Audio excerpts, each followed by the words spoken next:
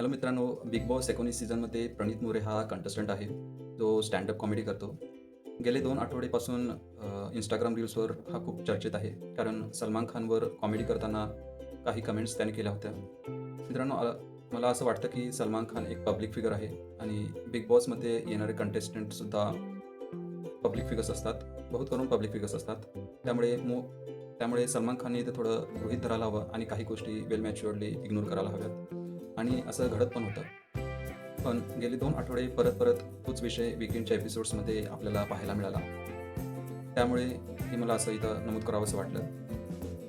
तुम्ही निरीक्षण केला की दिसून येईल प्रणीत मोरेच्या शोजना बहुत करून लोक एक थेरपी, ट्रीटमेंट म्हणून बघतात.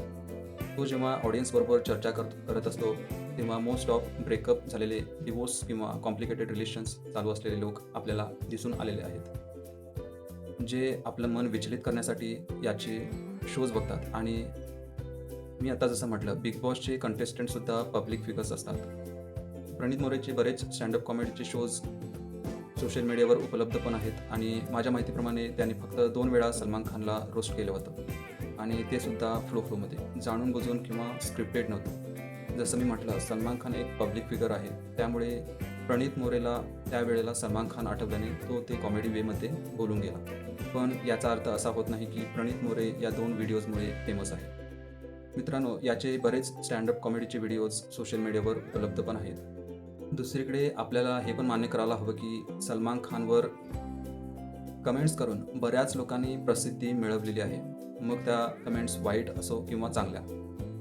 पण प्रणीत मोरेने जेव्हा कमेंट्स केल्या होत्या, त्यावेळीपेक्षा बिग बॉसमध्ये आल्यानंतर त्या कमेंट्स जास्त व्हायरल होताना आपल्याला दिसत आहेत.